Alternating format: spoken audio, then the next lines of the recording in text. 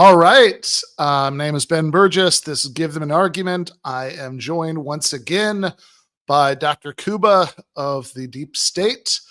I will just pull aside the curtain a little bit here to say the reason we got started so late is that the conversation was too interesting, but the last thing that Kuba said before we got cut off, it's actually better without the context, is we're talking about intellectual integrity. He said, look, everybody was praising Stalin in 1948, but the mark, you really meant it if you're praising him in 1968. Which reminds me, I actually have a completely off-topic question to ask from what we're talking about today. Do you happen to have read this book, Collapse, by Vladislav Zubok?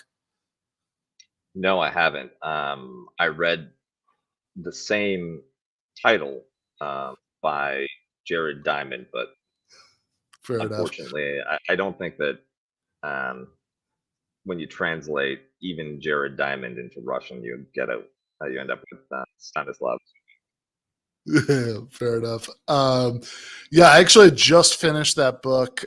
So it's Collapse, the Fall of the Soviet Union. I was actually listening to it while driving, audiobook while driving back and forth from Mexico to Los Angeles, which is good because it's like 30 hours or something. But yeah, I think if possible, it actually does a good job of making you think less of like every single competing actor involved in the whole process from start to beginning to start to end.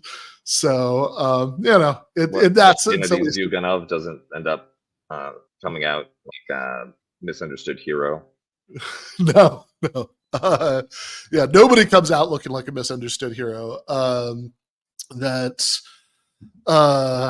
Gorby kind of comes off looking well-intentioned but inept. And sounds right.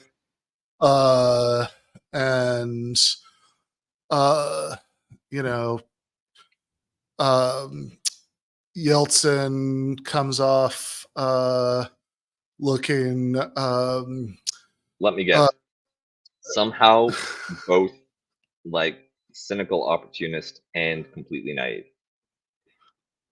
Yeah, basically. Yeah. I mean, this is although I have to say there was impressive, at least in the sense that there's a story in there about how he was they were like going over and signing the 14 articles for the Confederation of Commonwealth of Independent States, that nominally replaced the USSR. And after every single article, he drinks a glass of champagne, and if nothing else, that's just sort of physically impressive.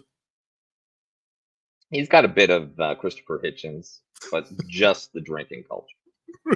Exactly. All right. So we are not here today to talk about the final years of the USSR, but to talk about friend of show Matt Walsh, who has a new flick out. It's called Am I Racist? I haven't seen it yet, so I can only guess, but I think probably yes is the answer. We'll see. But in any case, he talked to Ryan Grimm of, I guess, formerly The Intercept, now Dropsite News. Actual friend of the show. Actual friend of the show, yeah. He's been on the show. And then also there's his conservative co-host Emily, I know, is in this conversation. I'm not sure, at least from the clips I've seen, how actively she's in it. But what this was, what this is,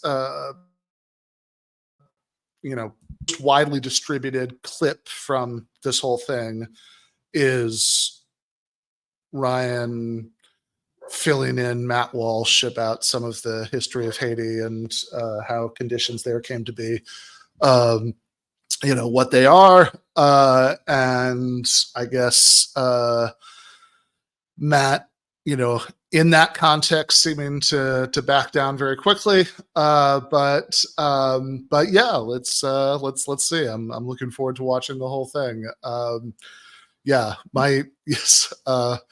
My only actual interaction with Matt Walsh ever has been, I don't know if he actually used the word libtard, but that was kind of the gist of it. That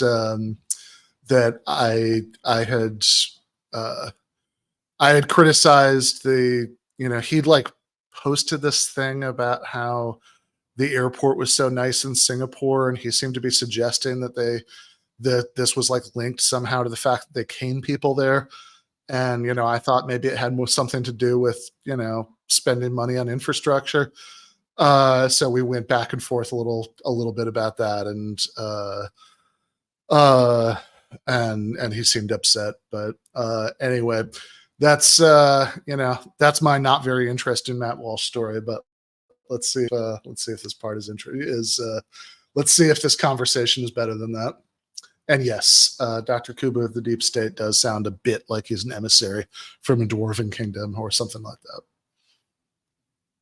Joined now by Matt Walsh, who is out with a new movie called Am I Racist? That is in theaters around the country. Matt obviously hosts his eponymous show with the Daily Wire. Matt, thank you for joining us. Thanks for having me. Of course. Yeah. Now, the movie's doing pretty well. I don't know if it was a coincidence or fate, whatever it was.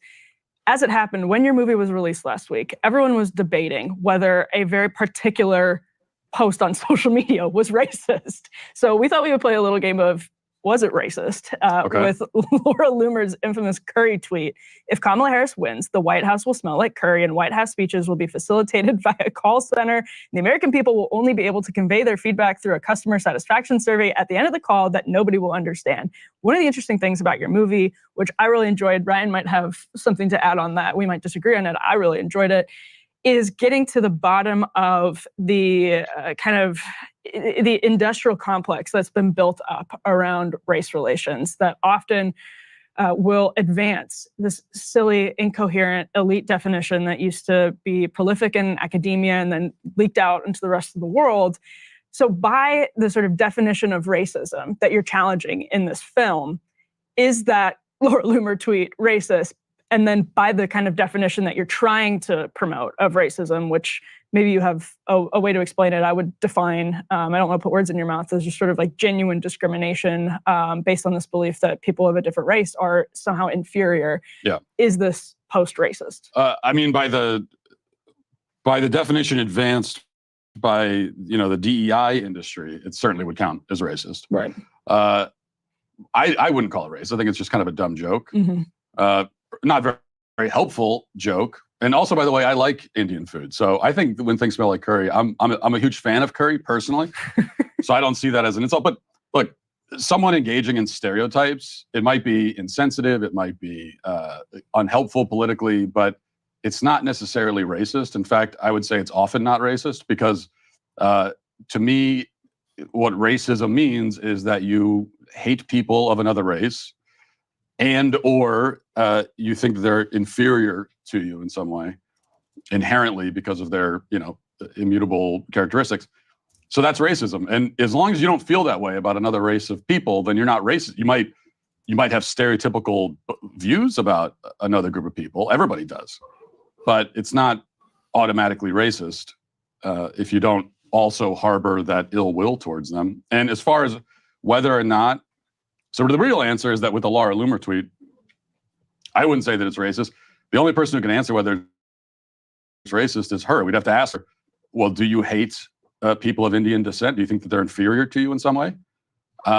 If the answer is yes, then yeah, that's racist. But she'd probably say no. And if she said no, then I'll have to take her word for it. She's the only one who can speak to her own, what's going on in her own mind and her own heart.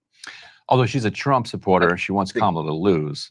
Presumably, she's making the point in a negative way, right? Well, like this is a bad thing. That's like kind call center and Like she's saying these are all bad things. Well, this right? is an interesting point about So that stereotyping. would, by your definition, make it. Because stereotyping is often leveraged to say that there's something negative that is generally attributed to someone of a different race. Right. It's correct. It's negative. She means it in a negative way. Because we can assume that she thinks things smelling like curry is a bad thing. I guess not a fan of Indian food. But you can believe or engage in or repeat negative stereotypes and not be racist. You might just happen to think. So, for example, I'll give another example. Somebody might say, Asians are bad drivers. I don't know if that's actually true statistically. I'm not sure. But if you happen to believe that it's true, does that mean that you hate Asians? No, it just means that you think that Asians, by and large, are bad drivers. It doesn't mean you hate them. It doesn't mean that you're racist against them. Although it could mean that you think there's like an intellectual inferiority, or it can mean you think there's a cultural reason that they're bad at driving in Western countries. Yeah, it could be. I mean, and no one thinks that Asians are intellectually inferior. I think everybody understands that that's one of the other, because stereotypes can be positive too. Another stereotype is that they're very good at math and science and that sort of thing. So, there are generalizations you can make about groups of people that can be largely true. And, I'm not sure I've ever heard a stereotype where I thought to myself, well, that bears no resemblance to reality. I don't know. Unless one of you can think. I've never heard a stereotype where I said, I don't even know where that comes from. That's just falling out of the sky. Usually stereotypes arise because, society has observed things about groups of people, and they can be negative, they can be positive, but I don't see them as inherently racist. Now, we have a clip from the film that we want to roll here. Let's go ahead and play this. This is from the dinner scene. Matt, you've probably seen this 100 times by now, but let's take a watch. I used to be a white woman, an unsuccessful one, for many decades, and it was a miserable experience. And really, the hatred of yourselves and each other is I'd like actually the be most. curious to know the not seeing your answer. Was that post-racist? Yeah. Or was it post-racist? Right. Yeah, that did actually legitimately confuse me for a second. Something about the cadence made me hear a dash there, right? That it post-racist, like, post-racial. Yeah, I mean, I think that Matt is not starting strong because, like, come on, that's a pretty racist post. And yeah. And I I understand think what he's doing there, because he wants to reassure people who have made stupid racist jokes in the past that they're okay, that they're not bad people. That's a large part of his audience, so he has to look after them. But I think that Ryan really breaks it down. Ryan Graham points out that this is obviously has a negative valence, right? And ultimately, the joke, the criticism boils down to, oh, she's Indian, therefore she shouldn't be a president. And if that's the underlying message, obviously it's racist. Yeah, right. I mean, that just seems very straightforward to me. And I think that this,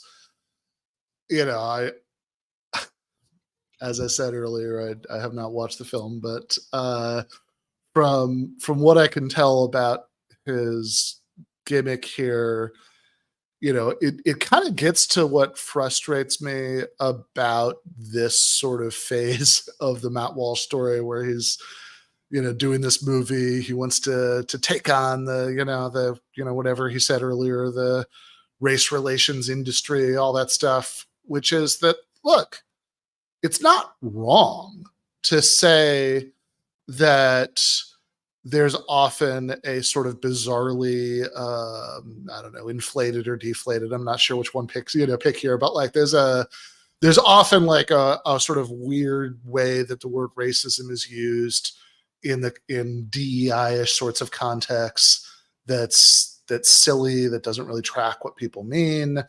I actually think that's correct, right? I think, and in general, I think that there is a lot, I mean, look, there's a ton to criticize correctly, right? About the DEI industrial complex. But And my if you want to, tune into TIR. yeah, exactly, right? Right, exactly. But if anything, it seems to me that the way, like, having somebody like Matt Walsh as the spokesman for that, and and doing the kind of things that we've seen already in the first 5 minutes is like is kind of a gift to those people, because like if your choices are like embrace Robin DiAngelo thought, or um I don't know what's racist about that, saying if we elect, we can't elect the Indian person to the White House will smell the smell of curry. I didn't hear her use the words "I hate Indian people" unquote. Then it's like, I don't know. I mean, I think if you're, I think that the more those are seen as the competing options, I mean, then I mean, if I wasn't familiar with the better critique of it, then I have to say this would probably negatively polarize me in the direction of Robin DiAngelo thought. Yeah, and it's telling too that when Matt Walsh and his type of anti-racist Mm-hmm. have to go to the next level beyond sort of criticism of how annoying Robin DiAngelo is. Yeah. They'll very quickly go to Antifa mobs and George Floyd riots, Right. right? The anti-racists are kooky, but there's also a place to identify sort of the mobilizing fear, where Matt Walsh is like, really, you're going to side with the Antifa looters instead of little old me? Right. Yeah, totally. And yeah, I mean, this is just one of those contexts where I think that the people with two positions I really dislike, unfortunately, are both going to get a lot of charge from fighting with the other one, right? That's depending on who you're more annoyed or disgusted by, right? Then yeah, like, so it's I mean, it's like, it's like the way that, I don't know, hardcore Zionists and the sorts of people whose critique of Zionism is that, every single Jewish person, in the state of Israel is like a settler who should go back to Poland. Feed off each other, right? That that, like, depending on which one of those shocks or horrifies you more, right? Then you give more credence, to the other one. It's a very convenient type of debate as well for all kinds of people, because it moves away from any policy considerations to what Joe Biden called fighting the battle for the soul of America. Right, Which exactly. at once makes you seem heroic and uplifting, and also lets you absolutely dismiss any actual policy program that you find the least bit inconvenient, right? Medicare for all, rich liberals may pretend that they care about the Medicare related, healthcare related deaths, healthcare shortages for poor people, the exclusion of huge portions of the most vulnerable economic segments of the United States. But they can very easily say, oh, we can get to that once we save the soul of America. Right. Exactly, which is, I believe, scheduled for, this election will definitely solve it. Yeah. So if you just vote for Kamala Harris, we'll be good, because they can't possibly raise this again, no matter what the political outcome a year from now. If Trump loses, then the fever will break, and then we'll get the good Republicans who definitely existed at some point in the past. After all, look at Dick Cheney, right? Like, Yeah. that he seems like such a reasonable, folksy, like good cowboy type. Yeah. Yeah. No, exactly. And yeah, this is ultimately, this is ultimately what those people care the most about, right? I mean, I remember the Ryan Grimm's colleague on this network, I guess we can call it a network, this YouTube channel that the Counterpoints is on, Crystal Ball. I remember her saying this when she was on Emily Yashinsky. Yes, that's his immediate co-host, but yes, on the other show, right? Crystal. I remember her saying the first time she was on this show that she was talking about, I don't know, whatever Virginia suburb she was living in, and she said that she's pretty sure if you polled, like, it was a very liberal Democratic place that she lived, and she said, look, she's pretty sure if you polled people there and to ask them what their opinions were about a bunch of material issues, she actually thought they would broadly give answers that we would like on a lot of them. But it's like, yeah, but they're never going to prioritize that. Right? I mean, like that's never going to be the thing that they care the most about, that they're going to change their votes based on, any of that stuff, right? Because it's, at best, it's very abstract, right? So yeah, you fight to save the soul of America, and this is. But while you're at it, right, I have some industry specific policy adjustments we could just get out of the way first. Yeah, yeah, exactly. Yeah, and that's that's the thing, right? So, and then Matt Walsh is is doing the conservative version of that, and and notably, right? Like, I mean, so much of this stuff ends up boiling down to discussions. Like, at best, right, to the extent that we're not purely just doing cultural signaling at each other. And look, don't get me wrong, if we're going to do cultural signaling at each other, I mean, I guess I'm on team let's not be blatantly racist, but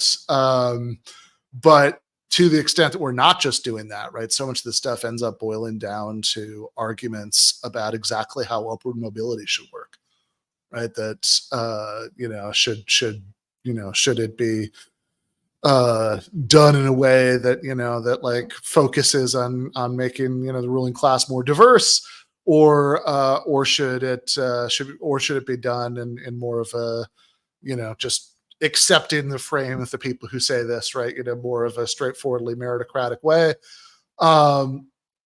and of course that just none of that actually benefits the vast majority of people, right? I mean, this is my thing about why I hated that week after the Supreme Court affirmative action decision, where everybody was arguing about Harvard admissions. It's like, the most salient thing about Harvard admissions is that most people aren't going to go there, right? And I'm sorry, right? Like, no, and I took that personally. Yeah, no offense to anybody on screen who may have, but people who almost get into Harvard and don't get in, whether they don't get in because there isn't affirmative action, or they don't get in because there is affirmative action, like, anybody who almost got into Harvard is going to be fucking fine, right? Like, that's nobody's. Nobody's like, oh, I didn't get into Harvard, so then I went to Lansing Community College for a while, and then I dropped out and smoking fentanyl.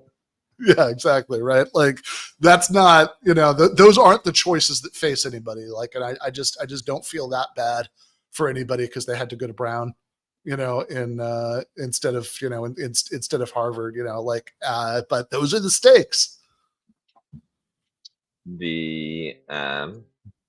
Well, it's interesting. it's an interesting touch point because there are cultural specific reasons for why it's particularly sensitive to East Asians, where in many cases, the only durable appeal to any kind of justice in their societies was the integrity and transparency of examinations for elite positions. Right. So they take it quite personally, and to be told that there's weight like against you beyond being born in the wrong place, right, wrong time, often having to study in a second language, etc. It's kind of designed to trigger that community. But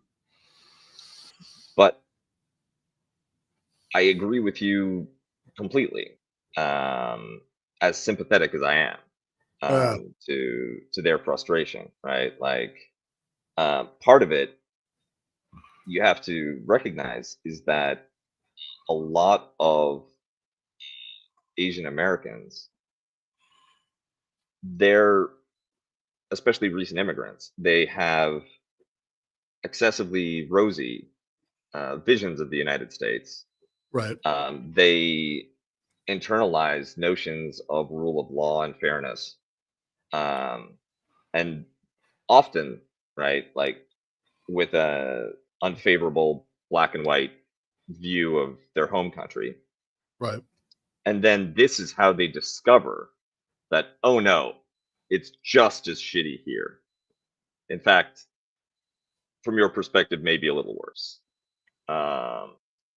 And that's something which will, like I said, it's perfectly designed to trigger that community. But one, they should also be thinking, or rather, the consequences of getting in versus not getting in are only dire when that's the only route to any kind of financial or economic stability, right? Like, there's a second order interest that everybody should have about things like Medicare for all and baseline living wage at the floor of the economy. Totally, yeah. I mean, this is like my favorite point about the debates about how women's sports inclusion. That when I was on the Joe Rogan show years ago, I did he asked about that. I certainly wouldn't have brought it up. I mean, I think pissed off all sorts of people from all sorts of perspectives by saying it's like that it seemed complicated. I wasn't quite sure what the right answer was. And later on, I was talking to my friend David in Baltimore after the thing I did at Red Emma's, and he said the thing that I should have said, right? Which is, look, to the extent that to the extent that a lot of what's at issue or like gives a lot of this stuff its juice is like talking about college scholarships. Like, man, let's make college tuition free, right? That way, like high school sports is just a bunch of people like kicking a ball around, right? Having fun. It matters much less, right? And I think that's probably exactly the right position. But yeah, let's go back to this. Your power, the being afraid, like all you do is talk shit about each other, talk shit about yourself. Oh my God, I'm so fat. That's all they do. The worst Sacha Baron Cohen impression I've ever seen. But it's that's it. It's I'm so fat, I'm so stupid, I'm blah blah blah. Sorry.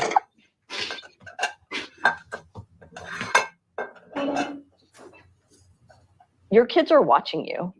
And they're watching you talking shit about each other, raging against the machine or being silent or whatever the hell it is that you're doing or not doing. And they know that you're not doing shit for them. That's so important. That is so important what you just said. It's really important. That's all. We may have to add you to our team. Oh, I would love to take a seat and join you. No, you're not allowed to.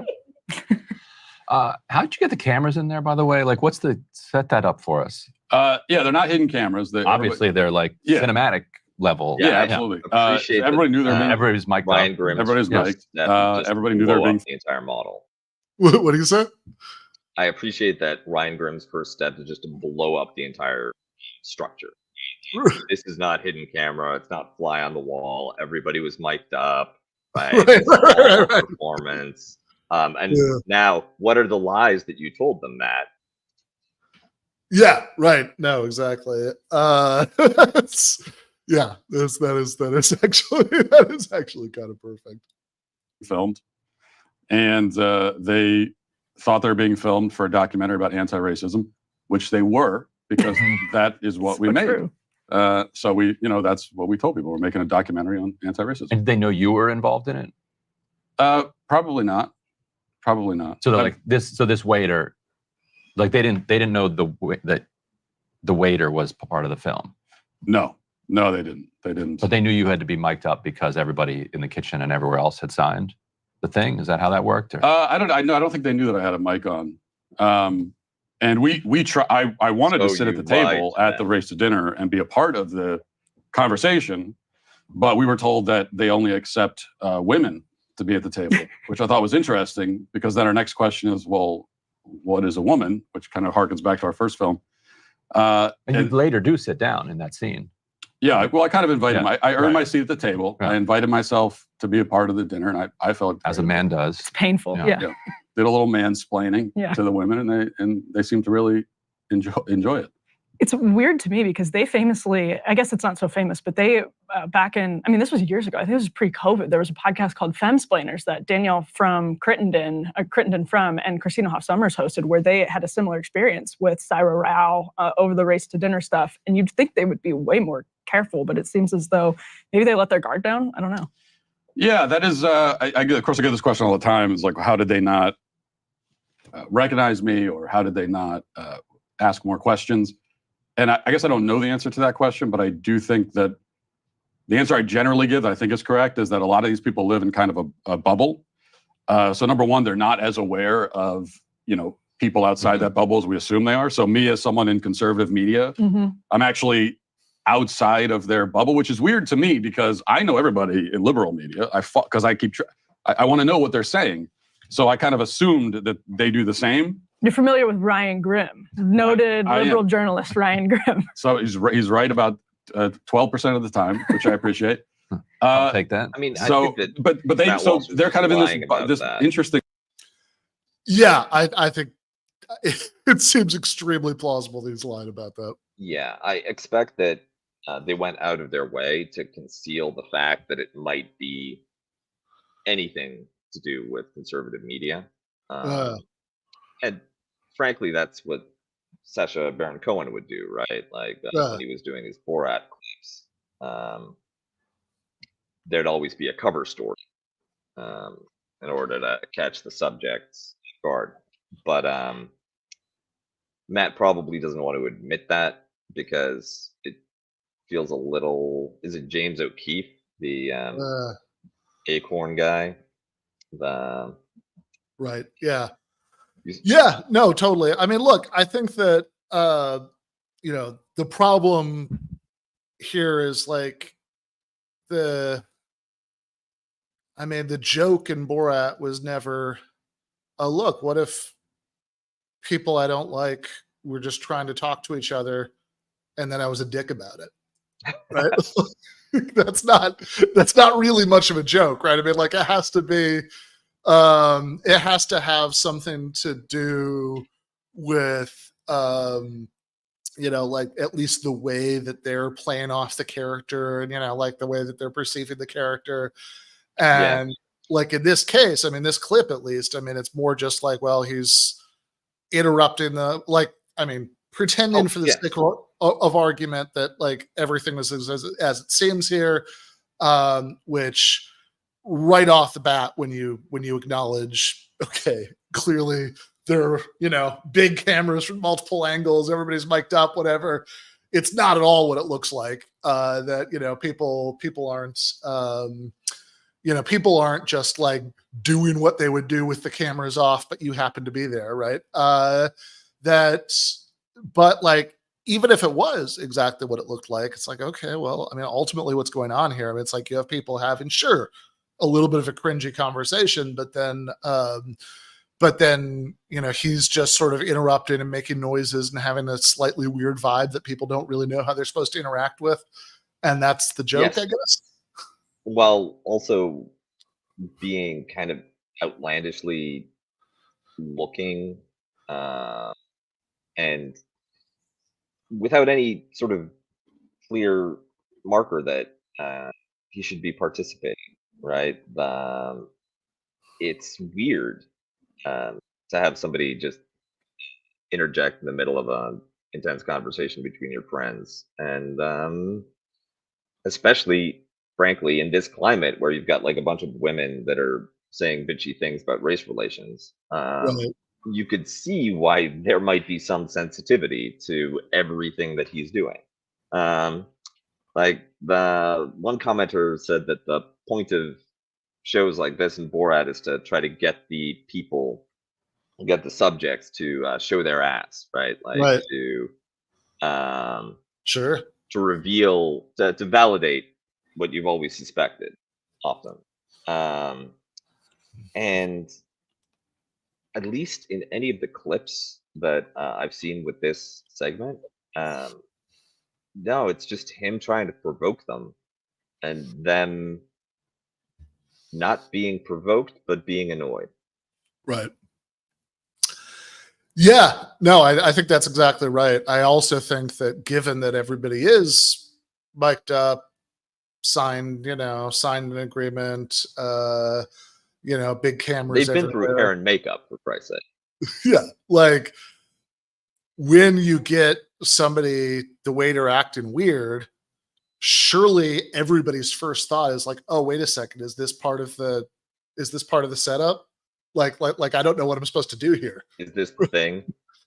like if I mean, assuming that like Matt Walsh's version of this is actually pretty accurate, then like even just given that, it's like, okay, yeah. Oh shit, okay, so this is clearly part of the scene that I wasn't prepped for. So it's natural to just sort of be like quiet and hesitant in response to that, because like, oh shit, I don't know. Somebody tell me what to do here.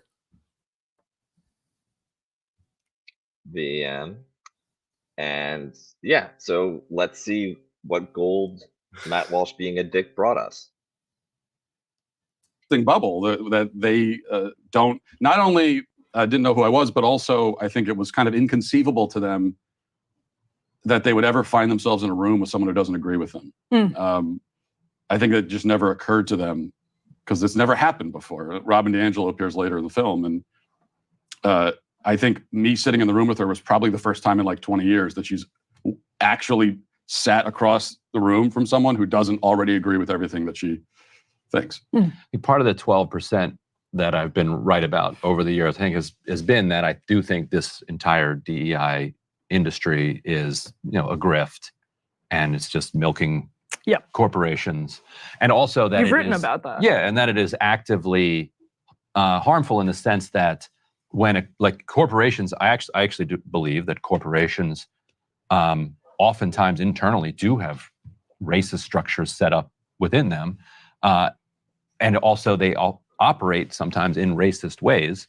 And when they get sued for that, and they're facing the consequences of that, one of the things that they do is they hire these DEI consultants. Right. And say, well, you can't come after us, actually. How could we possibly be racist?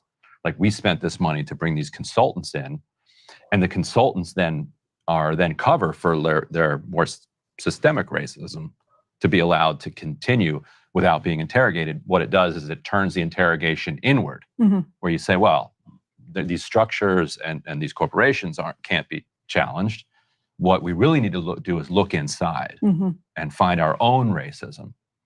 And because we're all born with it or whatever, it's just inculcated in us. None of us are then responsible for it. And so therefore, we're not responsible for actually changing anything on a system-wide basis. But I'm curious, as somebody who spent so much time within this grift of a system, what was your take on these folks? Do they believe what they're saying, or have they found like a consultancy that is D'Angelo's good. that they're able to make money on, and they're kind of now locked into it?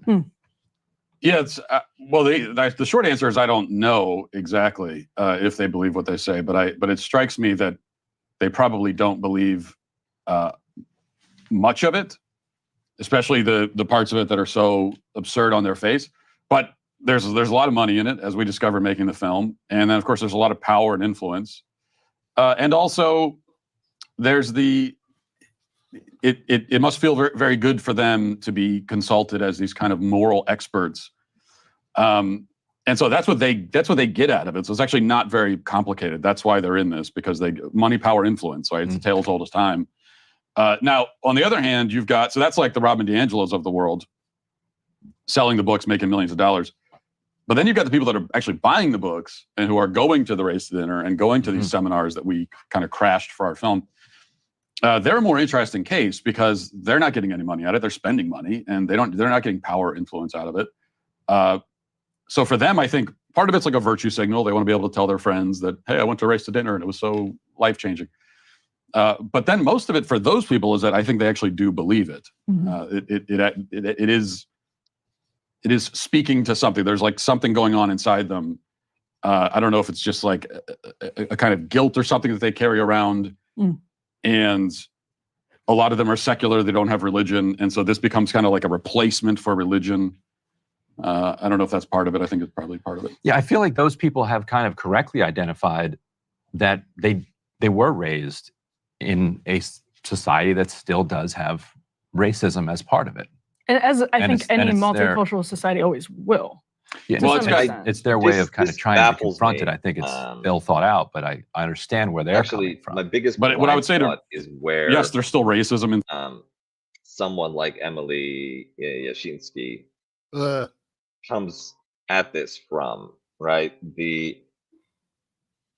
It feels as though she's kind of been suckered in by Matt Walsh, right? Like she's taking everything that he says at face value and giving it the most charitable possible interpretation.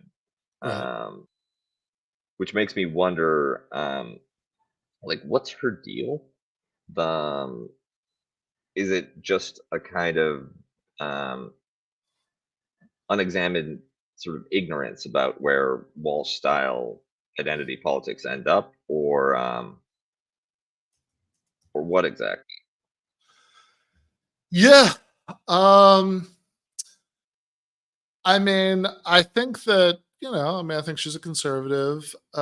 She probably, instinctively, and my sense is in some ways probably a bit more of a standard conservative than somebody like Saga Rangetti.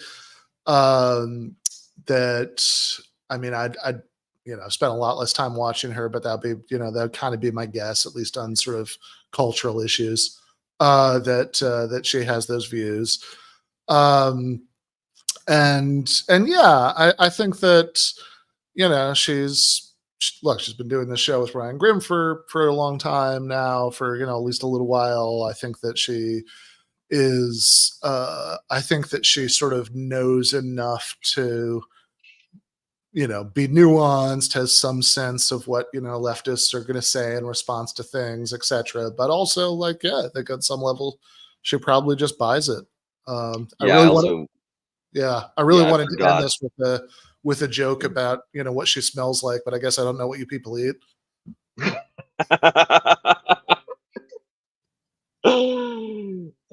Potato, obviously. Okay, there we go. in society. There always will be. As long as there are different races and cultures living together, you can have racism. I think we have a lot less of it than pretty much anywhere else on Earth. But whatever racism you find in society now is individual. It's not systemic. It's not in the system. These systems are not set up to disadvantage. Okay, I actually do want to watch a decent chunk next time I press play, but this is also a case where it's like, okay, there's a certain germ of truth in the first statement in that batch, right? That it's like, I mean, look, you've been, you've lived or traveled in enough places that I think you know that there are an awful lot of places in the world that are way more racist than America is. That's Well, not yes, wrong. but it's But not, like, would you say that there's America no- also is not fighting for first place, right? Yeah. Well, that's the thing. When you say America is less racist than anywhere else, like, wait, anywhere? Like, that's really? Like, they're just no, it's going to be Iceland versus New Zealand or something, right? Right. But like, both of those countries exist and are delightful and shouldn't be dismissed. Yeah. I mean, look, even even Canada, right? I mean, it's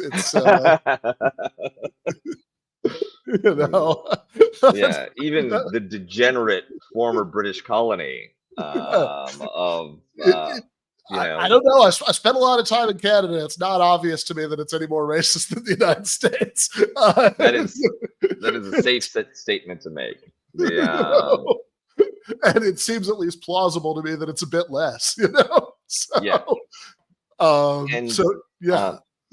And that's the thing, right? Like, part of dealing with arguments like this is also dealing with the underlying ignorance about the world and ignorance about history, which allows Matt Walsh to just sit there and make those kinds of statements. And it's tricky because I know that Ryan Grimm probably wants to say just that right now. But he has to pick when he's going to intervene, because each time we've already seen him do it at least once, but he really has to go down to like, show all of his math why Matt is full of it. Yeah, totally. And I also just think in general, I mean, I understand that, we're doing a debate breakdown of it. Strictly speaking, this is like an interview with some criticisms, right? More than it is a debate, properly speaking. But it's still the case that, anytime you're having any sort of debate or extended conversation with somebody whose worldview is significantly different than yours, it's always a mistake to try to jump on everything that they say that you think is wrong, right? Like, you always have to pick your battles at least a little bit, right? Like, if only because if you don't, the stuff that actually matters the most is just going to get lost in the noise. So, I think it's probably a good call that he didn't bring the conversation to a halt to adjudicate whether it was really true that Canada is more racist than the United States. But, since we're in a different format here and we do have that luxury, I think it is worth noting that, yes, as you say, citation very much needed for that claim that, America is the least racist place in the world. Quote unquote people of color. In fact, the only real systemic racism you find anymore is the kind that's targeted at white people and also Asians. That's what affirmative action is. Like that, the only time you ever find a policy that specifically says, here's an advantage that you can't have if you're a race. The only time it ever says that is if it's singling out white and or Asian people. It doesn't go the other way anymore. Well, so what about, and even people on the right now are saying Republicans have singled out Haitians. And this is an interesting segue, because we were just talking about multiculturalism and how wherever you have different people from different backgrounds, races, ethnicities put together, there will always be some types of discrimination, and the goal of the culture should be to minimize that. Has there been legitimate racism directed by high-profile Republican lawmakers? This is the accusation on the table towards the Haitian community in the United States, and particularly in Springfield, Ohio, in the last couple of weeks. No, absolutely not. I haven't heard it. Everything I've heard has been critical of the fact that we're importing, thousands of people from the third world who are coming into communities. And look, America, nobody thinks that it will benefit America to become more like Haiti. Nobody thinks that. or I would challenge anyone if they do think that to explain how that's the case. Like, in what way could this country be improved by making it more like Haiti? When you look at Haiti, what part of Haiti are you saying to yourself, we need more of that? Beaches. Well, Well, we have more beaches than them It too, was very right? Don't we? interesting Right. for me We're a much bigger Right. country. We don't want a marine because invasion I and saw occupation. John of- Oliver's piece about the whole Haitian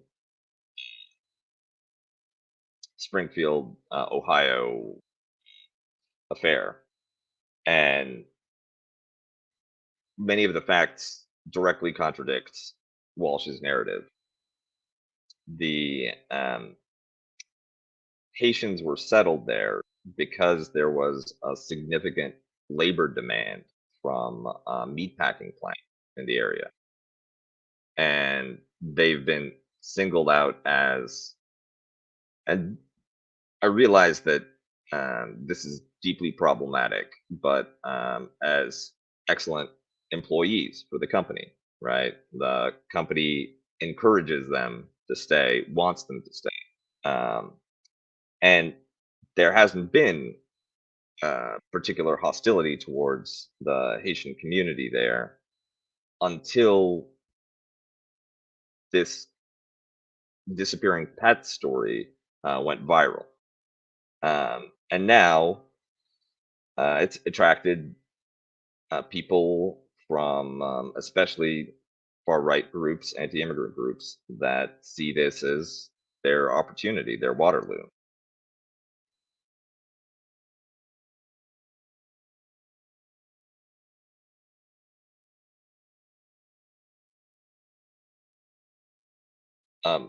You're muted, or my microphone is. No, I was just muted. Mm. Yeah, I was going to say, funnily enough, I got more of a front row seat to this than I normally would, because there's a very good friend of mine who I went to high school with who lives in Springfield. And a couple of weeks before the presidential debate, I had a like a Skype beer with him, and he was telling me about the people spreading these like racist urban legends about Haitians eating cats, as like he was telling me this as an example of unhinged stuff that he would see on the comment sections on local media. And so watching it in the couple weeks between then and the debate sort of gained national traction to the point that Donald Trump repeated it, on the debate stage, was really something. But yeah, I mean, I think this is they're about to go into the most memorable part of this entire conversation, but and that is really on a slightly different issue than this. But I mean, just while we're on this aspect of it, like I think that I mean, like the Laura Loomer thing, it's like, okay, you're obviously making a racist joke about somebody that you politically hate, right? And you're using these racist stereotypes in that way. So it's like denying that that's racist, I think is pretty absurd. But I mean, like, this is on an entirely different level. I mean, this is like, I will indulge in identity politics for 30 seconds just to say that, like, I don't say this lightly. But I mean, this strikes me as about as close to the Passover blood libel as you're likely to get in a Western society in the 2020s.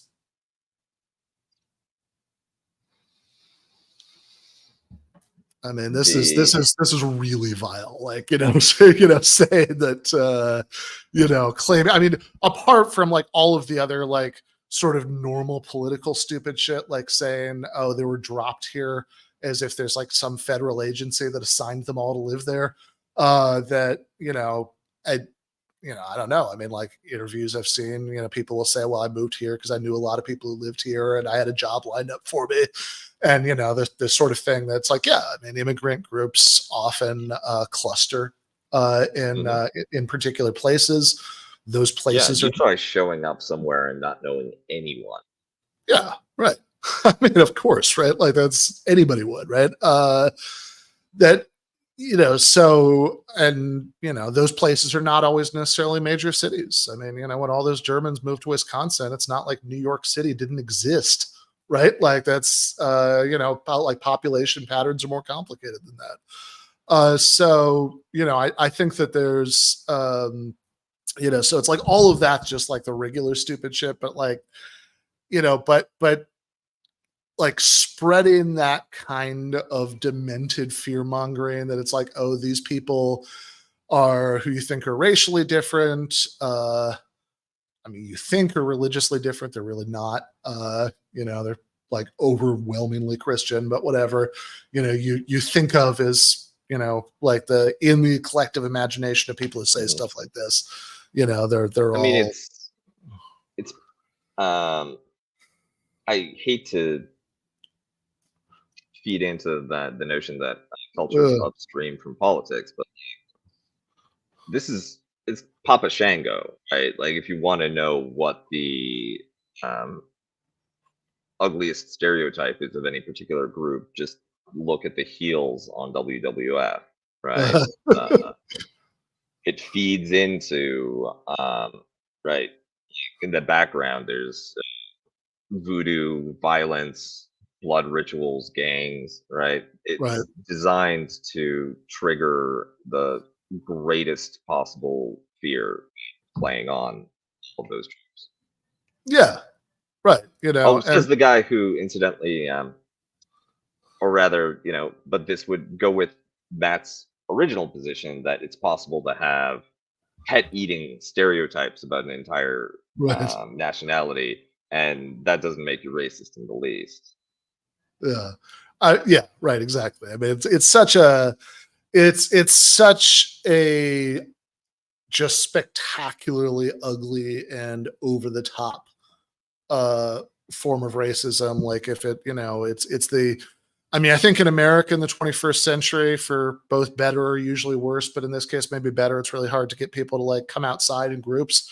But in a society where it was easier to do that, it's like, this is the kind of thing that leads to, pogroms, race riots, right? Like that's, it's just unbelievably ugly. And, as somebody points out in the chat, I'd forgotten about this, but I can't, here we go.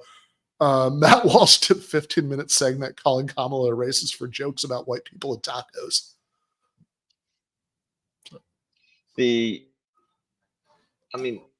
At a certain point, one needs to accept that there are a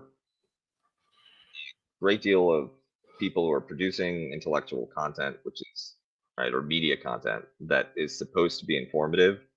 They just have no problem lying. And I don't think that Matt Walsh or anybody at Ben Shapiro's outfit has the intellectual integrity to feel even a little bit ashamed of some deep double standard inconsistency. Yeah.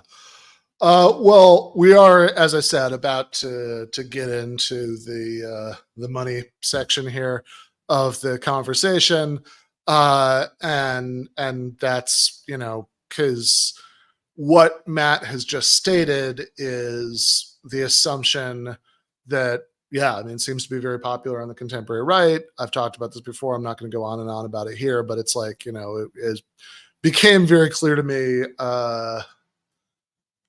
2 years ago, right? The night before the LA live show, I did that, the day before, right? I did that debate with Curtis Yarvin where this came up there that, that this sort of, views about Haitian people, are still very popular on the contemporary. Yeah, it's a dog whistle at this point. And so like what Yarvin was very explicit about and what Matt Walsh is I think very clearly communicating with this whole line about like, oh, why would you want America to be more like Haiti? Is that Haiti is like Haiti because they're just like that, right? That's their they're savages. Exactly. And so, you know, I think that I actually, so I went back like 10 seconds because there's a good observation there, because like Matt Walsh has said, oh, why would you want them to be, you know, in what respect would you possibly want them to be more like Haiti? Emily tells this kind of tension diffusing goofy joke about beaches. And then Ryan, I think, sort of uses that to sneak in something important by making it more like Haiti. When you look at Haiti, what part of Haiti are you saying to yourself, we need more of that? Beaches. Well, we have more beaches than them too, right? Don't we? Right. We're a much bigger country. We don't want a marine invasion and occupation of the United States that constantly decapitates governments and takes the money out of the country and saddles us with. We don't want the Clintons debt either. from a revolution. Yeah. Right. Although I don't. So you're saying that we wouldn't want to be like basically a colony that the entire West spends 200 years punishing after the Haitian Revolution. I get that. I understand that, but also at a certain we point, wouldn't want that. No, yes. We wouldn't want that, but I would also say that that's not entirely why Haiti's in the position that it's in. I mean, at a certain point, as a country, you have to stand on your own 2 feet and take care of yourself. And but at what point is that they elect Aristide and we overthrow Aristide? Then they elect Jovenel Moïse. Jovenel Moïse is assassinated a bunch of people with American connections, and then we install in 2021, like the United States installed the prime minister that we just ousted. Like, so we could say, okay, yeah, you got to get over the 200 years ago, but like we're still doing it. Yeah, I mean, and I'm not in favor of. I'm very non-interventionist in my policies, so I'm not in favor of most of the things that we're doing in other countries. We just made the new government in Haiti in a hotel room in Jamaica, and then we insisted that whatever government we made in Jamaica had to allow Kenyan troops to come in under the flag of the UN in order to go to war with the gangs. Yeah, I'm not interested in. Right. If it were up to me, I'm not interested in doing anything in Haiti. Like let Haiti be Haiti and take care of them. That's sort of my whole point here. Let them take care of themselves and their own problems. I'm also not saying that there's like never a scenario where we would let someone from Haiti into the country. But it doesn't have to just be about Haiti. But when you're throwing open the gates and just inviting anyone, in particular, I guess third world. I guess your assumption there was that it is Haitian people that are creating the conditions on Haiti, and that if the Haitian people come to Springfield, they will recreate the conditions. Well, but I don't think you Haiti in Springfield. Whereas what I'm saying is that it's actually the U.S. that is.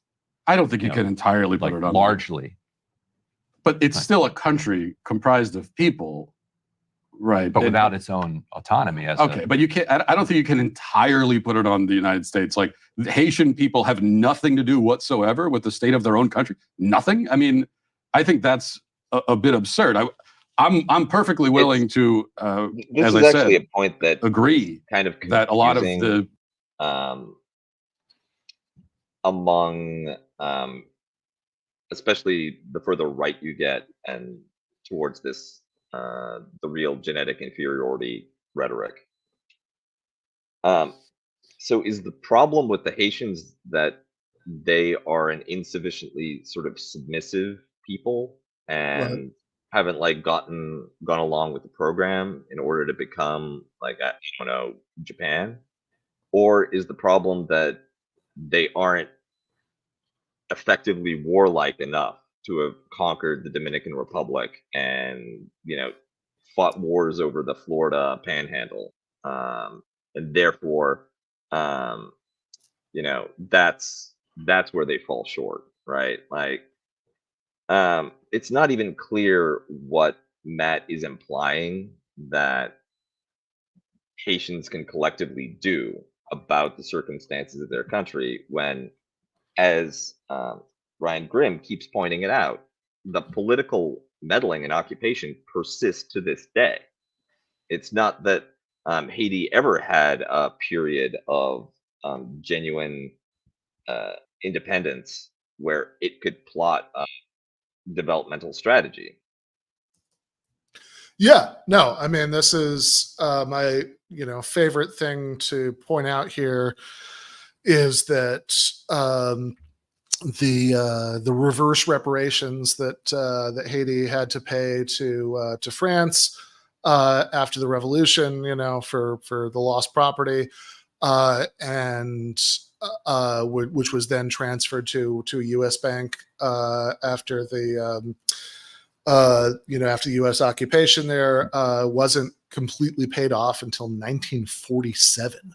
Right, so this is a significant share of their GDP, was taken up servicing this debt, and that was, from the point of the of like making an uneasy rapprochement with France not that long after the the success of the revolution, up through 1947, and it's like about a decade after that, you get Papa Doc Duvalier, who certainly supported by the U.S. for standard Cold War kinds of reasons.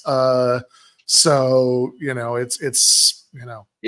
it's funny because during the Cold War, the entire Eastern Bloc would get painted as this undifferentiated communist totalitarian state, and the appreciable and significant differences between Vietnam, Albania, let's even throw Yugoslavia, completely get glossed over in favor of this Eastern Bloc totalizing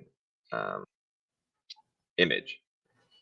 And there is some truth to the fact that you've got like a lot more diversity on the so-called free world side, but it's because American intelligence agencies and the State Department just found an incredibly colorful and diverse assortment of psychos, right? From the narcissistic and the vain to the bloody-minded and sadistic, right? Like the ones which are too slavish in their devotion to being Western versus the ones that are really, really into local culture. But that's not why they stuck around. They stuck around because they would do what they were told. Yeah, totally. I mean, and it's certainly true that the United States obviously was much less internally repressive than the Soviet Union, and that there are various U.S. allies that's also true of, but like also, I mean, I don't know, man, in terms of the U.S. management of its like immediate sphere of influence in Latin America, I mean, it's certainly at many points was actually much more brutal, than Soviet management of its immediate, backyard in Eastern Europe. Not that I would sign up for either one of those things, but being on the receiving end of it. But I mean, certainly like Noam Chomsky, I think can't be sanely accused of being a tanky, as somebody who's been very influenced by anarchism and all of that stuff. And, he often make that point, really, in really powerful ways, right? That is as bad as, right, Soviet, backed repression was in Eastern Europe in the 80s, right? I mean, it certainly had nothing, on what was going on in like, places like El Salvador and, a place like Haiti was always on the, was and is on the extreme end of that spectrum. Yeah, and to tie into the beginning of this argument, right? The entire Matt Walsh movie, that's probably not unrelated to the racial composition, racial identity of Haiti compared to other countries in the American near abroad that would get gentler treatment. Right. United States sort of adventurism and interventions in other countries has been unwise. And I'd prefer for us to focus on our own country, not try to build governments in other countries. But at the same time, I think that you can't completely absolve the people of any country of the problem, just like in this country. The problems that we have in our country, we can point to the government, we can point to immigration, we point to all those things. But ultimately, like, the people of the country have to be responsible for their own nation. And I say that of all nations. Right, fair enough. So you said earlier that we have less racism here than lots of other countries, which I think is a fair point to make. Glass half full. And obviously you would acknowledge that at some point in our history, we had lots of racism, right? Sure. Lots of racism then, less racism now. Mm-hmm. So when did we get to a point where it wasn't systemic and it was no longer a problem that we as a democratic society need to deal with? Like, what was the moment in your mind? Well, I'm not sure that you could point to one exact moment in time when I find it mind-blowing when it goes from Matt Walsh doesn't have an answer to this question. Yeah, you would think that this would be something that came up a lot. Yeah, and that he would have some ideas and have done some research, right? Like, this is your whole thing, dog. a systemic issue to not systemic anymore. But what we know for sure is that right now we are certainly in the moment where it's not systemic. Any time in history, I'll answer your question. Yeah. At any point in history, when you can go back and look at actual laws and policies that were in place that deprived Black Americans or any other group of rights, well, that was a time when you had systemic, and we know that existed historically. Yeah. So if you wanted to point to an exact moment, I mean, I guess the most obvious moment would be the Civil Rights Act. But of course, these are changes that happen gradually over time. Just like with slavery, you can't, even with slavery, you can't really, people like to point to the Emancipation Proclamation as the moment when slavery was ended. Of course, we know that wasn't when it ended. So we know we don't have slavery anymore. But if you were to ask me, what's the exact moment when slavery stopped? Well, it wasn't an exact moment. It was a gradual ending of that horrific institution. But certainly now it doesn't exist anymore. That actually in this country anyway.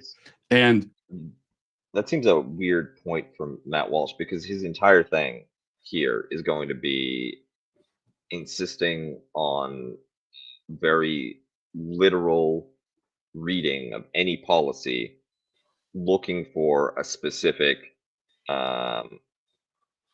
we're doing this to keep the N-words down, like laws. Where on slavery, which actually is one of the few places where you do have a pretty sharp cutoff. Yeah, exactly. He's deciding to obfuscate and dance around. I don't know if it's because he's just kind of intellectually lazy and incompetent, or if there's some other twist. But curious to find out. Yeah, yeah. Fair enough. I'm also wondering, I don't know, I mean, why is even the stuff before the civil rights? I mean, I'm actually, maybe I'm getting more curious about his definition of racism than is productive, because it seemed like at certain points earlier he was saying it's like, well, we'd have to ask Laura Loomer, do you agree with this sentence? Right? I hate Indian people. And we would have to be able to compel her to answer truthfully as well. Well, that's the thing, though, right? It's like, well, hold on. What if somebody said, well, I support segregation. I don't, no, I don't hate the N-words. I just think we're better off, being separated from them. Like, they like it like that too, right? Just human nature. Is that not racist on the Matt Walsh theory of racism? I'm unclear, but maybe light will be shed on all these issues. And I'd say the same thing with systemic racism as well. That nobody is creating policies again that are deliberately intended to create disadvantages for quote unquote people of color. I have a question about that.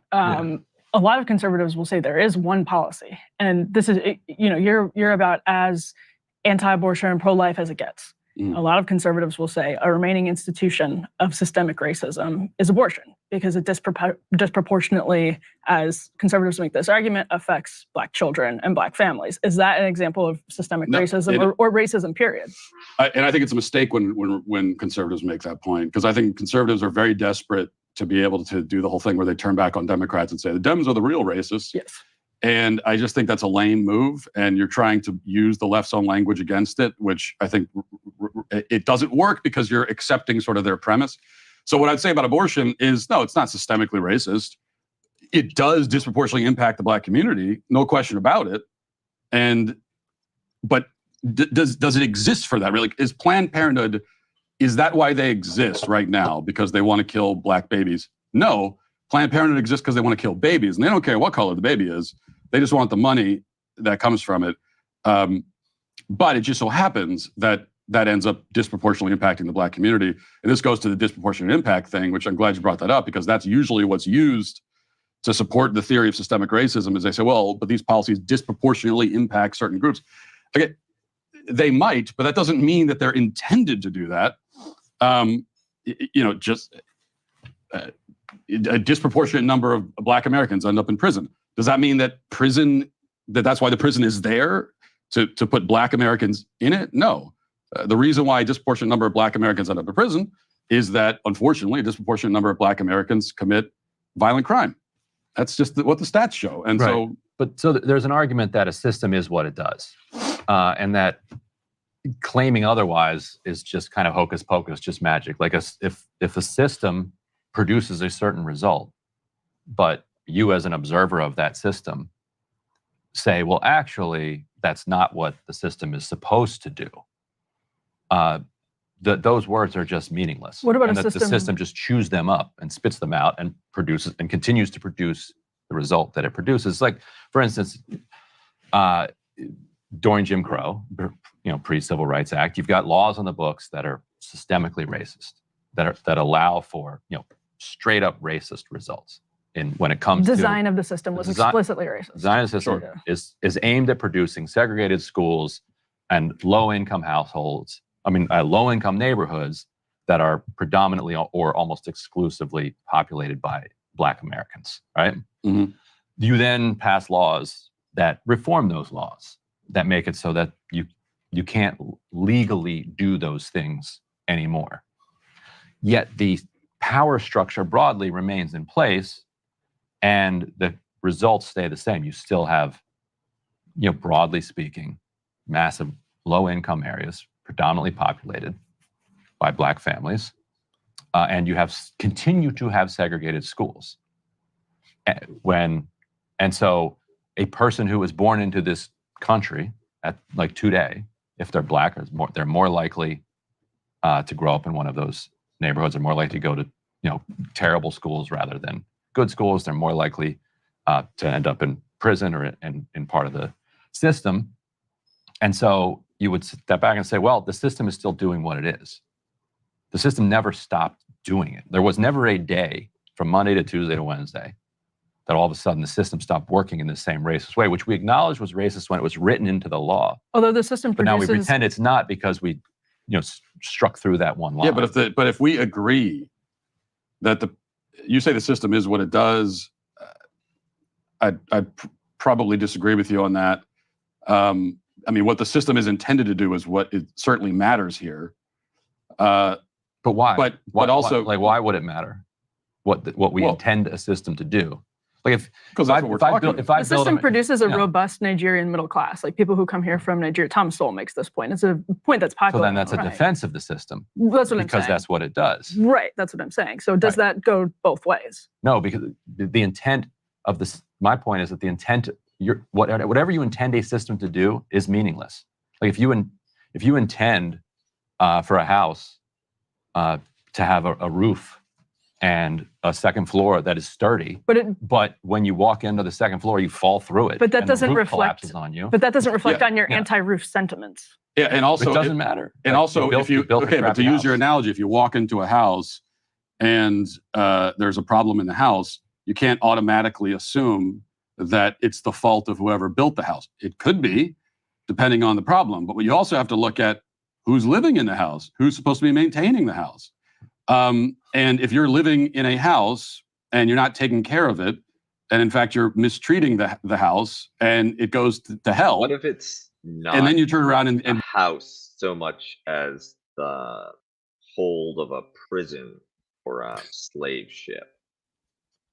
That's what they've given you, right? The Matt Walsh seems to assume that when colonialism ends or slavery ends, right, like everybody gets an IKEA starter home. Right.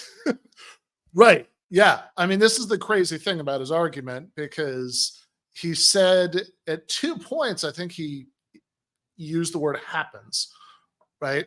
First, in answering Emily's question about abortion, he said that it just so happens, right, that more Black people get abortions than white people, and then later on, when they were talking about prisons, he said that it just happens that it's because Black people commit more crimes, and it just seems like maybe the one question that I'd really like to ask him here is well, what's your theory of why those things happen, right? Like, I mean, that's because here's my theory of why those things happen, that a huge influence on family planning decisions is economic precarity, right? Like one of the main reasons that people have abortion,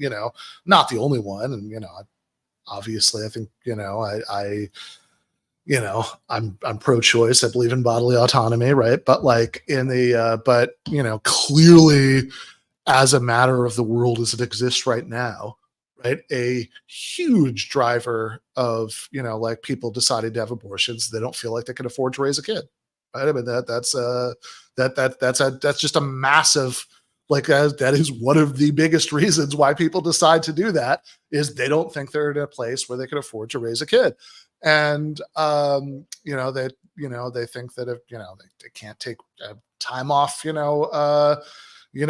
like they can't take months off work, if it comes to it, etc. Right. And similarly, it seems to me that there's a very banally obvious correlation between crime and poverty that has always held everywhere, and continues to do so, right? And so it seems like all of these happenings make a lot of sense if you work on the assumption that nobody was in fact given that IKEA starter home, right? That if I had this debate like 3 years ago with some conservative, they dug up on the Modern Day Debate website for me to talk to about whether racism was a significant problem in the United States, and I asked him, right, he agreed with this actually, like just step by step. It's like, look, are you more likely to end up in poverty if you were born in poverty? He says yes, right? It's like, okay, like that kind of seems like enough here for the point, right? Because like even that, given that under Jim Crow, right, like that's the time that even the Matt Walshes of the world will acknowledge that there are external systemic reasons why Black people are more likely to live in poverty than white people. So it's like, okay, well, that ended when I don't know, my parents were old enough to remember, right? I remember Louis C.K. has got a bit about how white people like Matt Walsh are always pushing back the end of slavery. It was, that was like 500 years ago. No, that was like 1,000 years ago. And the reality is that the Civil War is like 160 years next. Right. And that's two old ladies, right? Like back to back. Right. And that's if you're going all the way back to the Civil War, right? Or to update the bit, right? That's the current president's lifetime twice. Yeah, exactly. That's not even 2 Joe Bidens. That's actually slightly less than 2 Joe Bidens, right? It was the Civil War, right? That's the Civil War. I mean, never mind the Civil Rights Act. At which point, like, Joe Biden had been like old enough to vote for a couple of years. It's a few years. I mean, come on. He's got the corn pop story and everything, right? Like, we know that he's from, let's just say a unupdated version of America. Right. And even so, right? Like, the recency of all of what we could think of as like a level playing field for Black people and not just the South, but most of the United States, like where you couldn't just casually call somebody the N-word and they would just have to take it, right? Like and it's not that everybody at the office did that.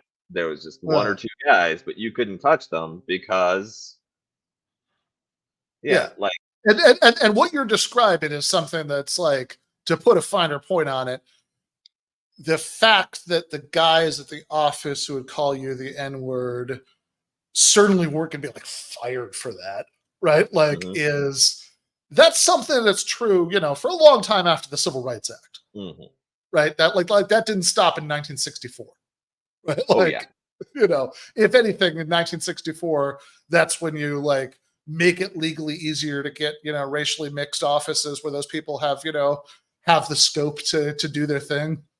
Yeah, like there are people, there are murderers, there are killers of civil rights activists and Black, local political figures that are just dying now. And they were, not only did they do it, right, but in their communities, they were completely exonerated, right? The only reason we know is because since they're dying now, sometimes they confess. But think about that, right? Like, within one lifetime, you just had these situations where it's like, okay, we're just going to kill some people because we don't like the Black political mobilization here.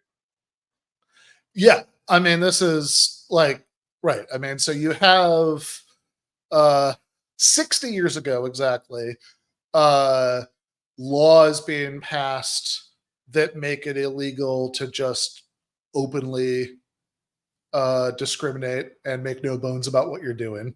To take down the sign from the window. Right, exactly. I think like common sense would suggest that if something is incredibly common in a society, passing a law saying that you're not allowed to do it anymore doesn't mean that it entirely stops happening the next day, right? That's just generally not how laws work. But even if we did pretend, for the sake of argument, that employment discrimination, housing discrimination, etc., like all ceased in 1964, then it would remain the case that, people who were born before that, were likely to be slotted into the bottom rung of the economic hierarchy because of, open de jure segregation. And that,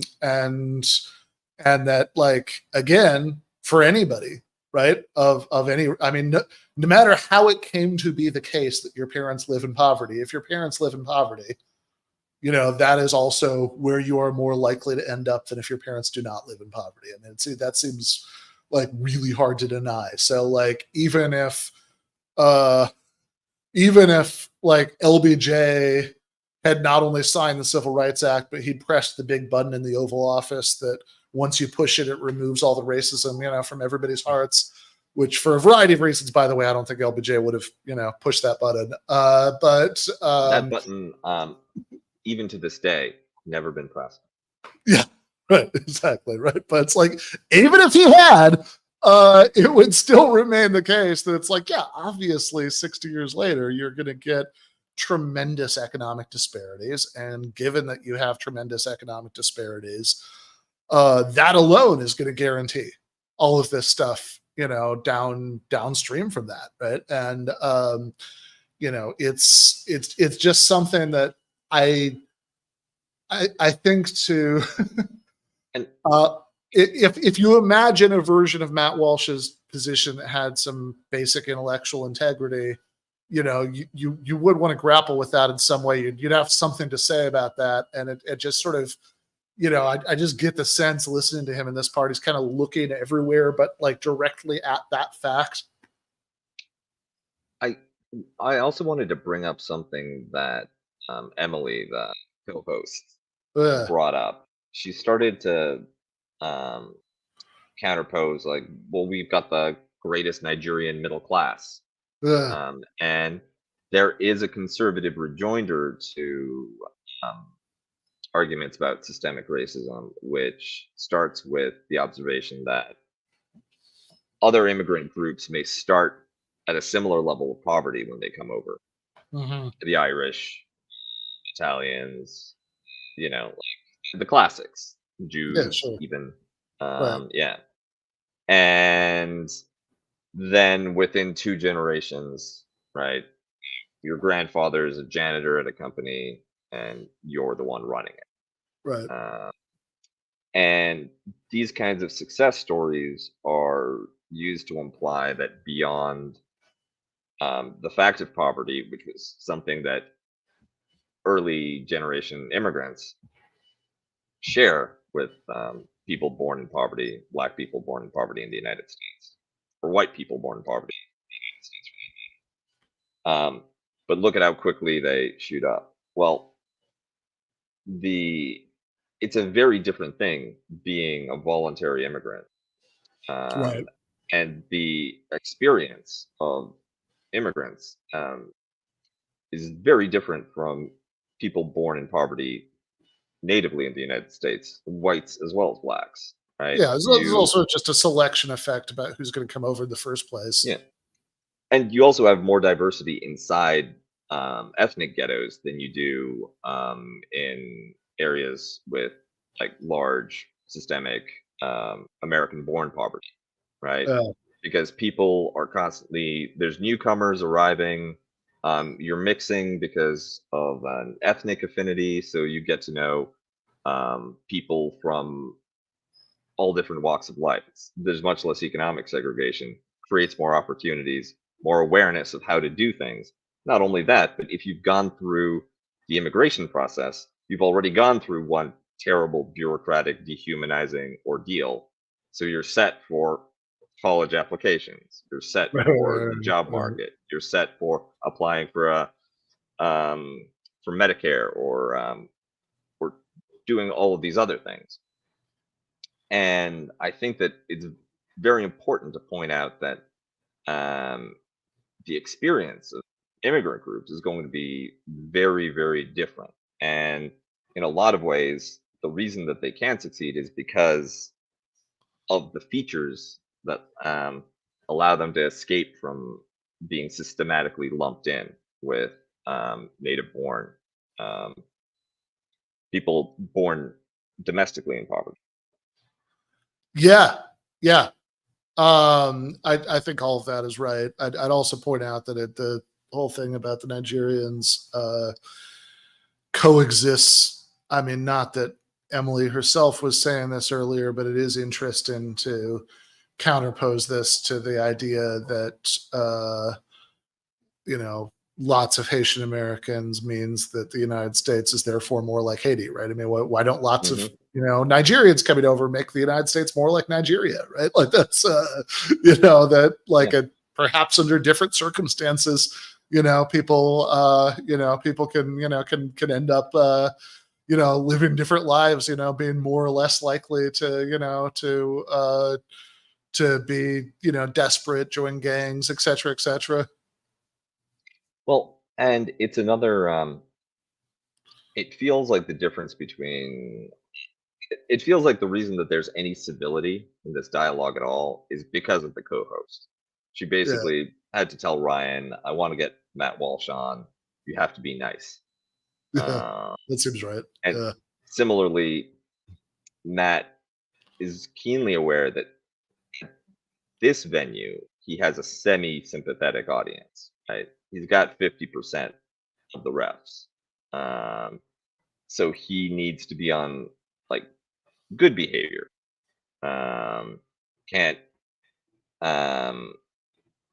Can't be too cheap and aggressive in making his points. Yeah. And you end up with a really strange dynamic because I think Emily truly has this sort of cosmopolitan libertarian perspective where she brings up, she will, unprompted, without having to sort of DEI defend herself, dig up Nigerian immigrants as a positive story, right? Right. So they're not filtered out by anything. But Matt Walsh clearly has got a blacks equals Haitians equals bad foundation to his entire way of thinking. Yeah, I think that's right. I think he probably wouldn't have brought up the Nigerians because he doesn't want them either. I'm sure. I mean, this also another point. And I'm not. I actually think Ryan has been like reasonably well targeted in like where he chooses to intervene, but another place I would have been fascinated to see some exploration was when he was like, well, I'm not saying, that there are never any circumstances in which we would let a Haitian into the United States. Like, I want to explore that a little bit, right? Like what are the circumstances? For instance, if they can prove legal and genetic descent from a poor, oppressed property holder that got dispossessed about 200 years ago in a violent mob conflagration that still hasn't fully abated to this time. Yeah, there you go. That might be the circumstance. Blame whoever built the house 100 years ago. Well, I'm going to say, this is at some point you got to take responsibility for your own house, and so that's my point with the black community as it stands right now in America. Yes, as we've already established, there was actual systemic racism against the black community for a long time. It's a terrible, evil thing. Everybody agrees on that point. I don't think anyone disagrees. That is over now. There is no longer a system in place that is designed to deprive black Americans of rights. I mean, would you agree with that at least? No, I do think it's still designed that way, but it's designed in a way where it can't be litigated because it's not in the law.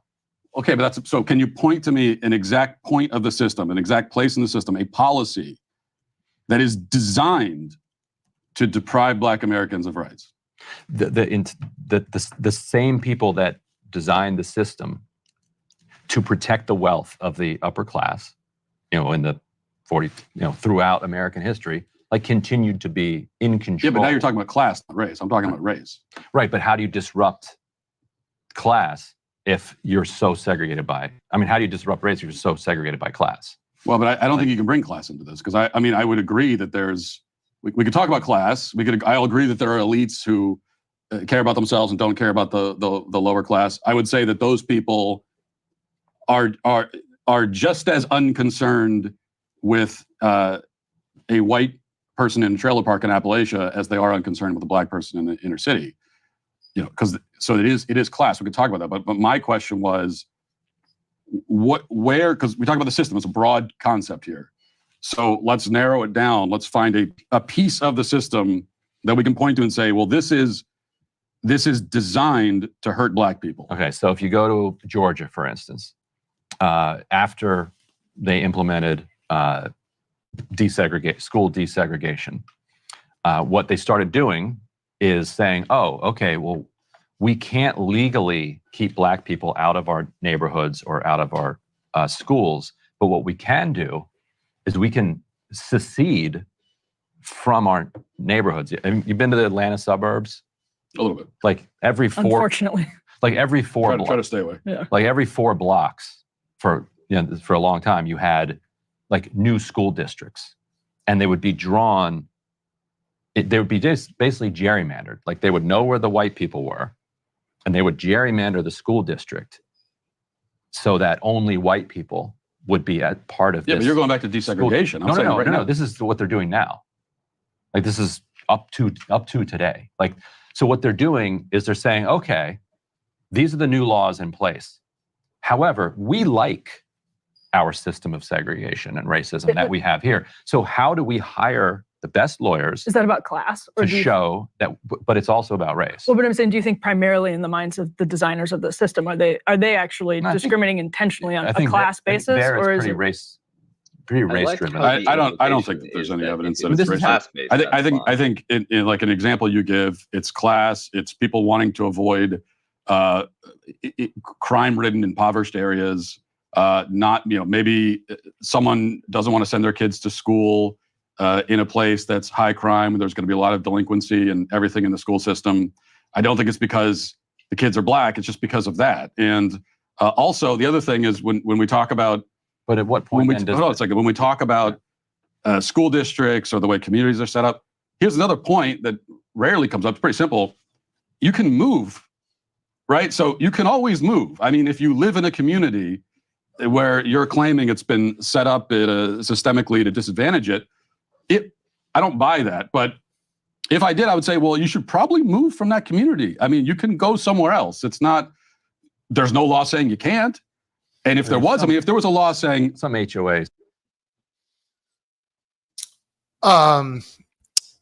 Yeah, this is really like, I see there's been some discussion in the chat about the ideological distinction, between Matt and Emily and everything. But this right here, I think, whatever sort of specific racial stuff might be in Matt's worldview that's, maybe not in Emily's, this right here is an expression of like a real foundational conservative belief, which is that if there's not a law against doing something, then you can just do it. Right? I mean, that's the only thing that ever prevents anybody from doing anything is there's a law saying that you can't.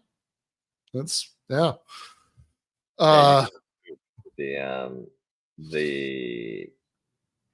After all, it's so easy to find a way to do anything legal. Yeah, no, totally. I mean, I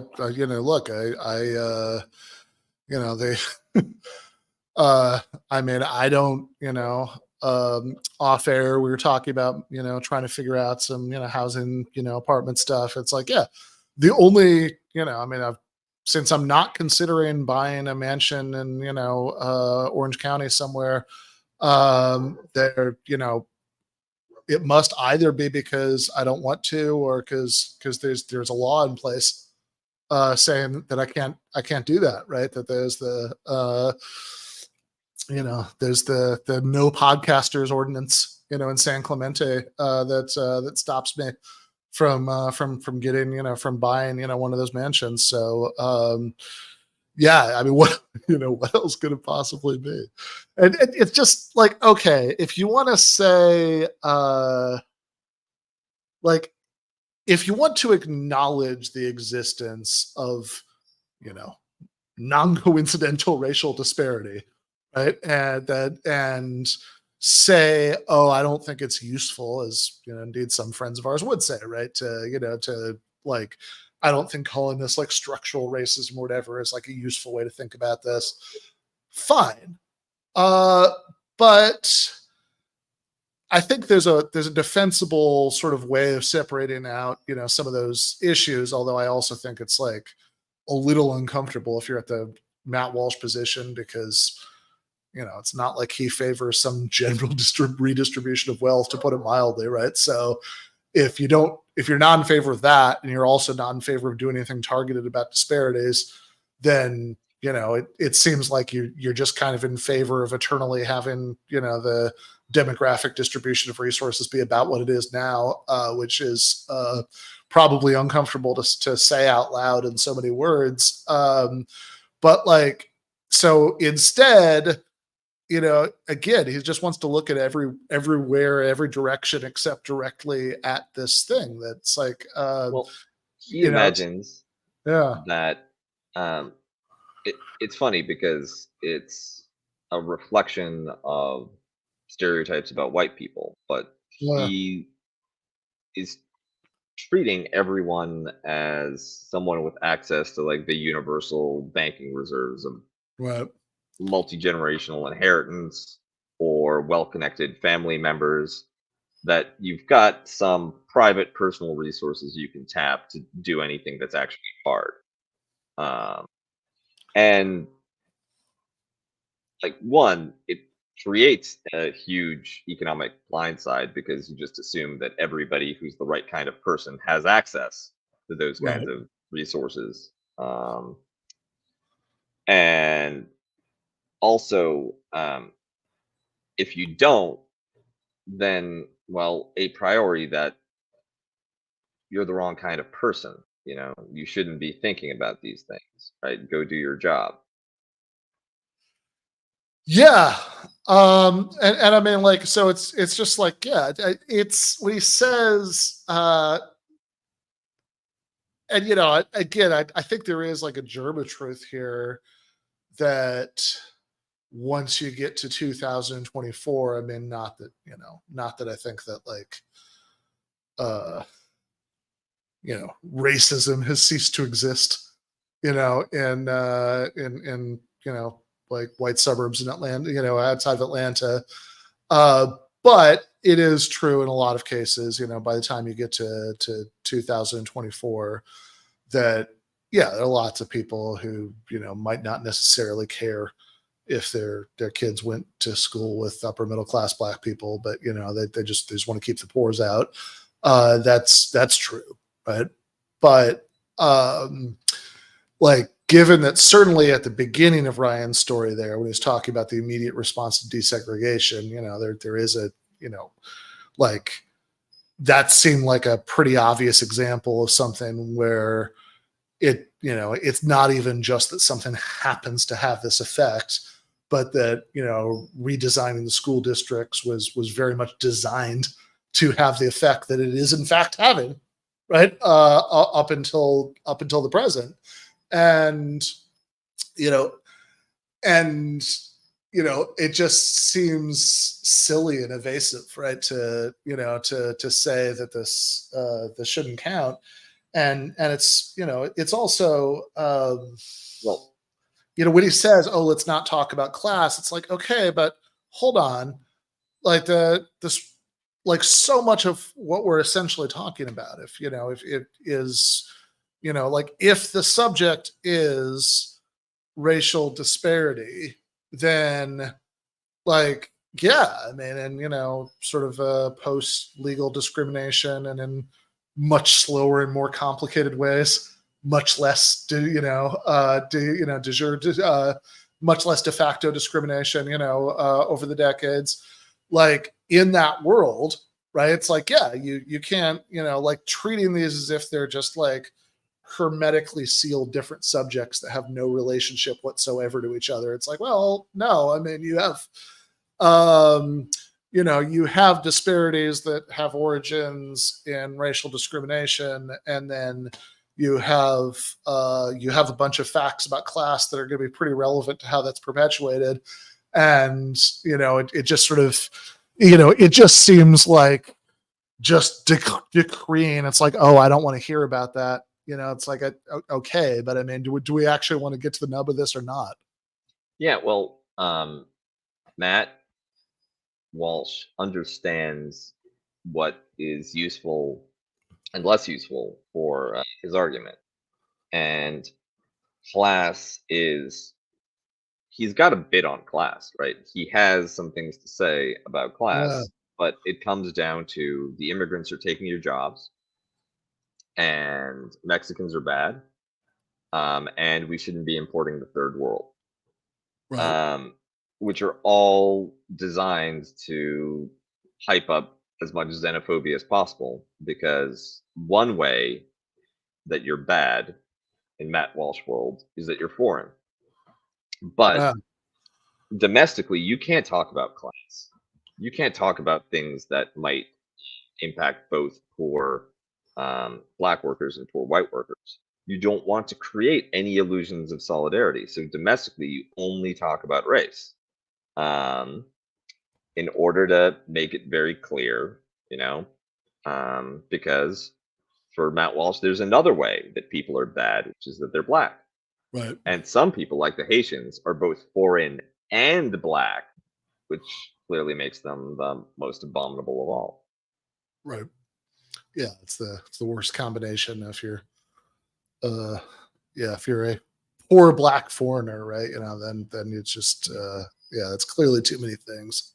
Situations will like try to block. Yeah, but they're not going it. to say you can't move here if you're black. It's also why a lot of black community groups support voucher systems to allow, work with conservatives on voucher systems to allow kids to get to different schools.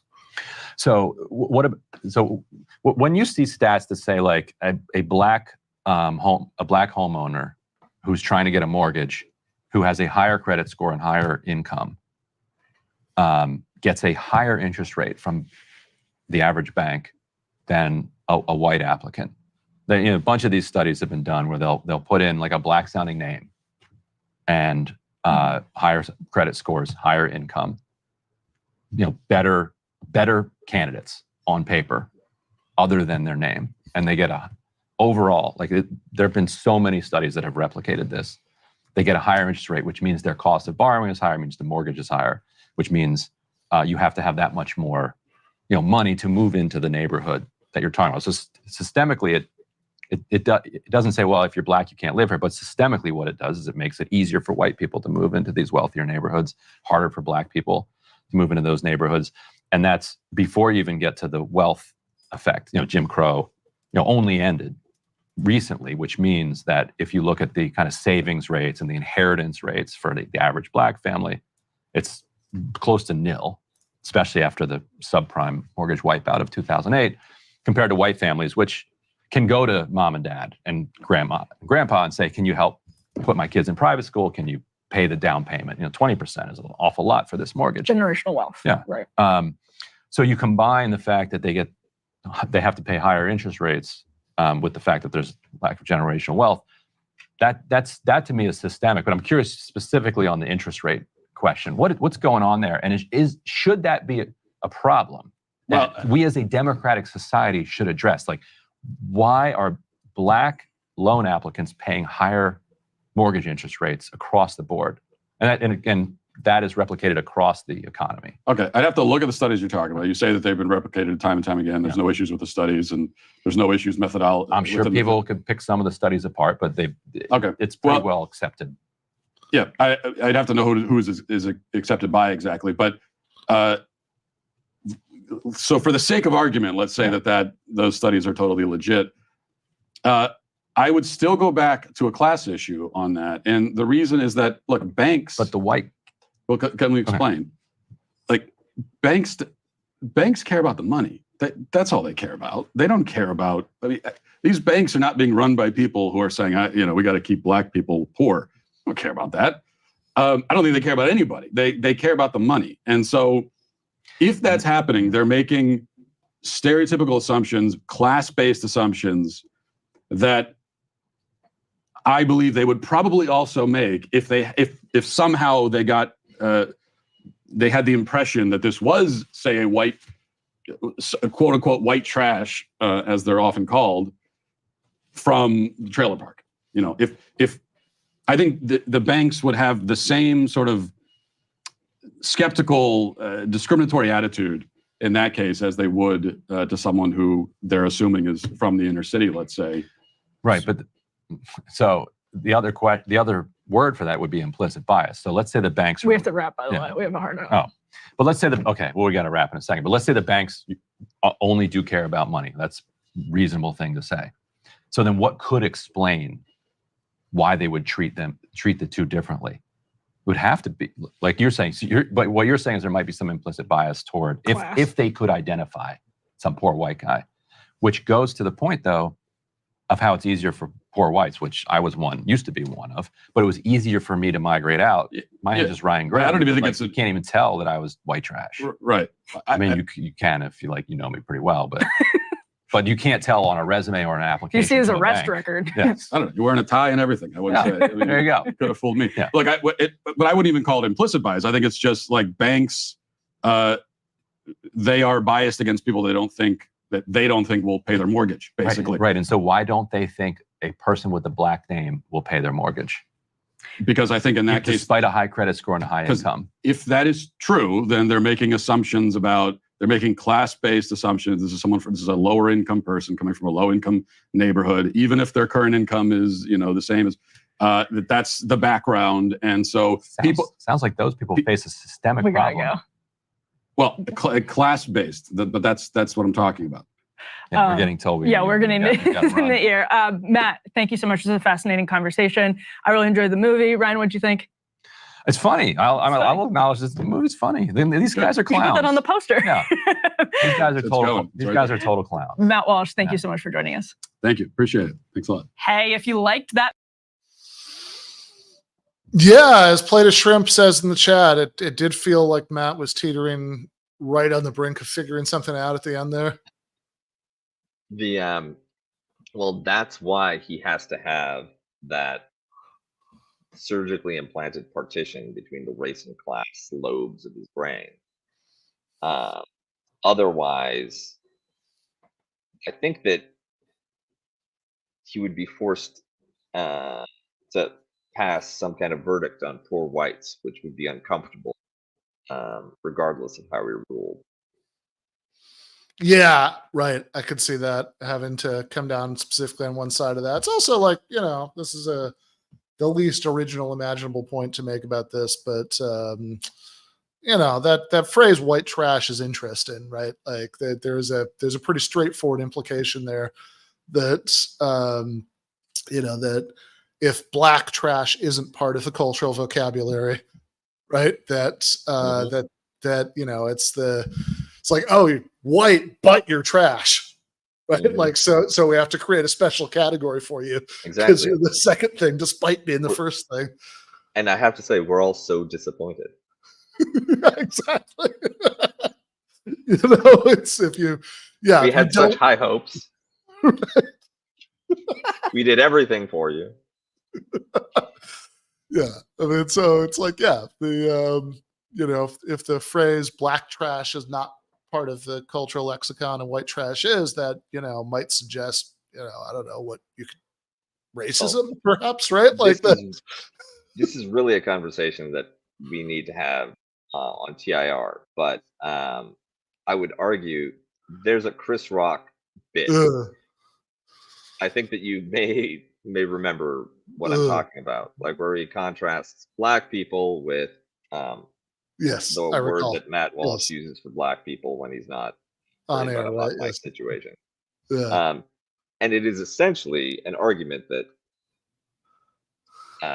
the people in that second category are black trash as opposed to the good people in the first category, regular black people.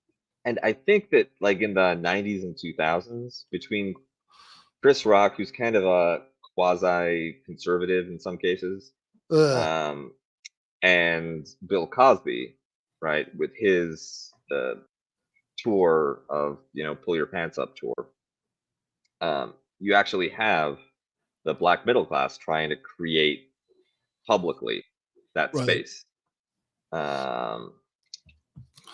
And it's interesting that like Obama is probably the one that frustrated their effort most of all, because a lot of conservative whites looked at Obama and it's like, yeah, we don't like the educated, capable, well-mannered ones. Right.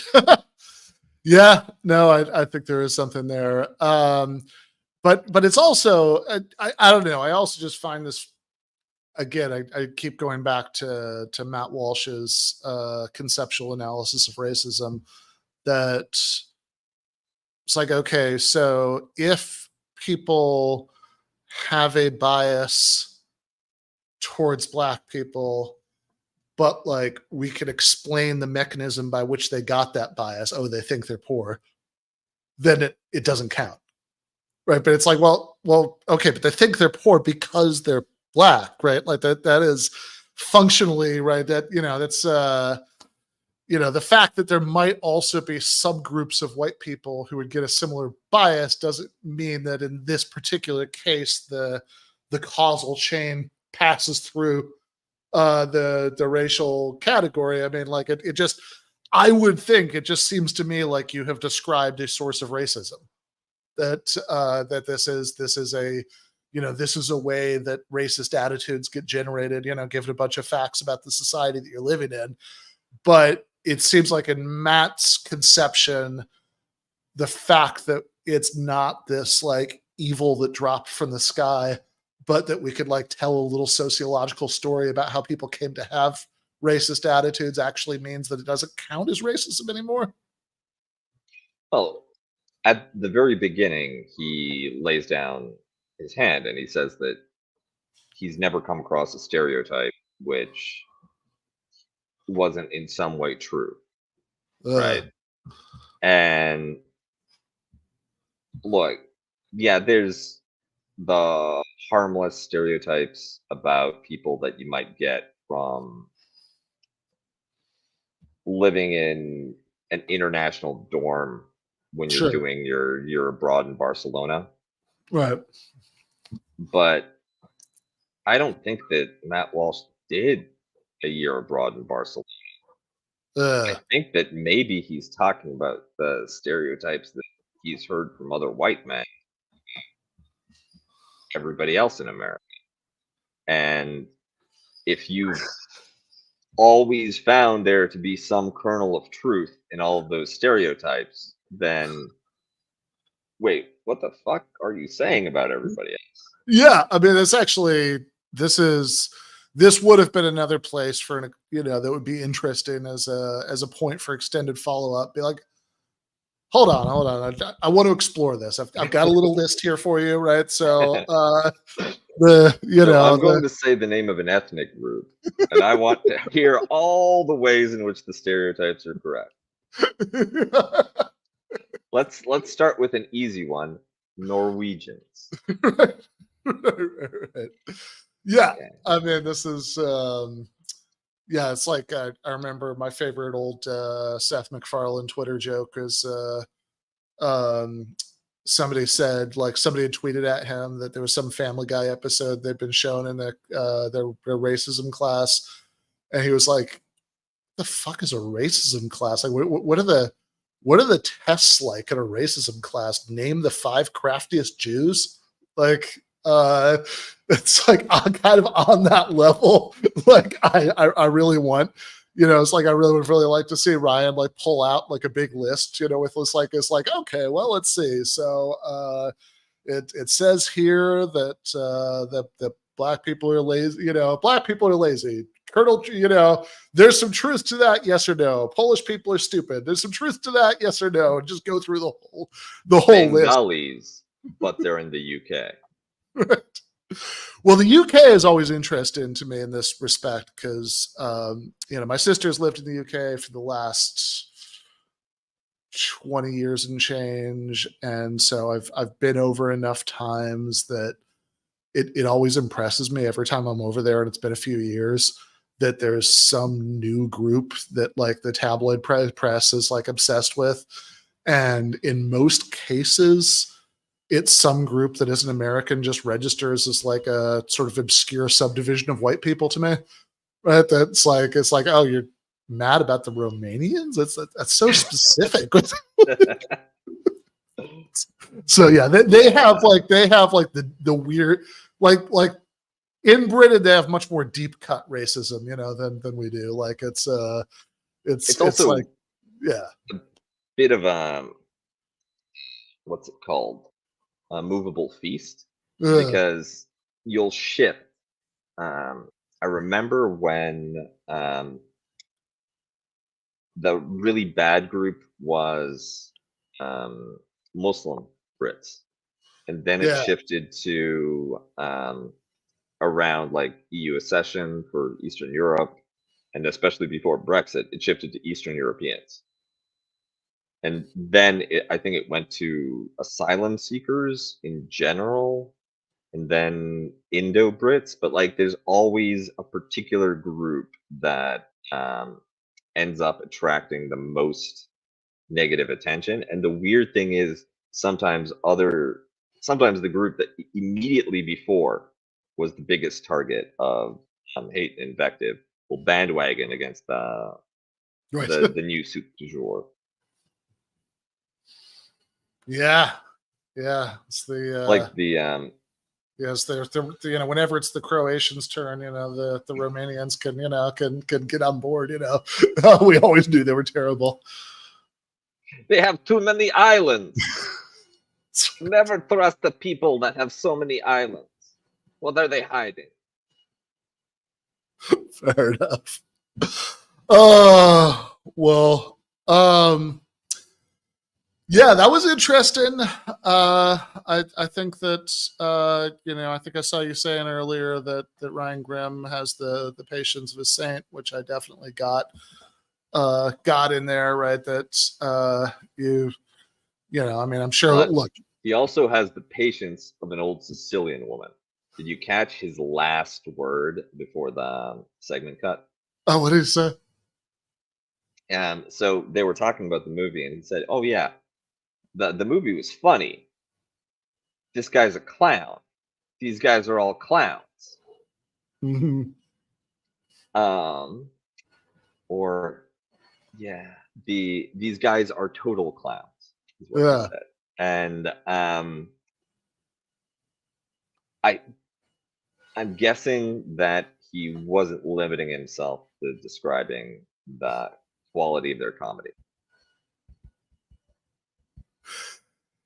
Yeah. I And think that's obviously that one was planned. You waited for the end, and now we know what he really thinks. So it's a Yeah. little like, have you heard about the Eminem lyric about P. Diddy? No. Oh, in an album, like I think that came out 2 or 3 years ago. He's rapping about sexual assault, and he spells out rapper RAPER, and then he says, "Oh, did he just spell rapper without a P? Did he?" And so right next to raper, he's putting Diddy's name, which pretty clever. Yeah.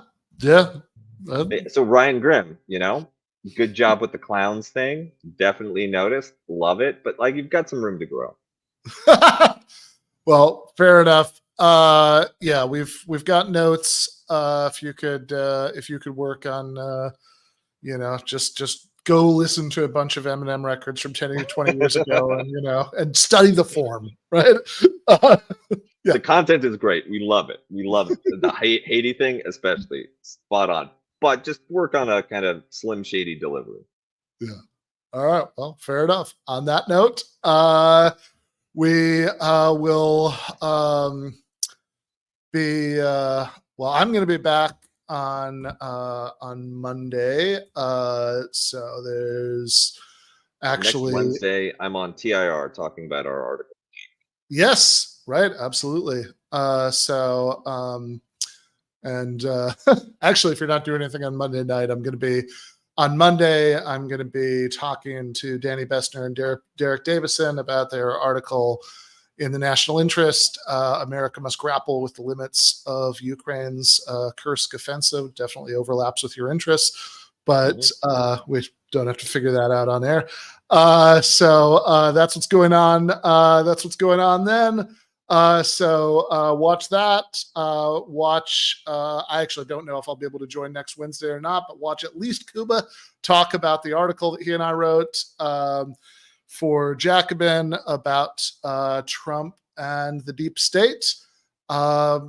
Left is best.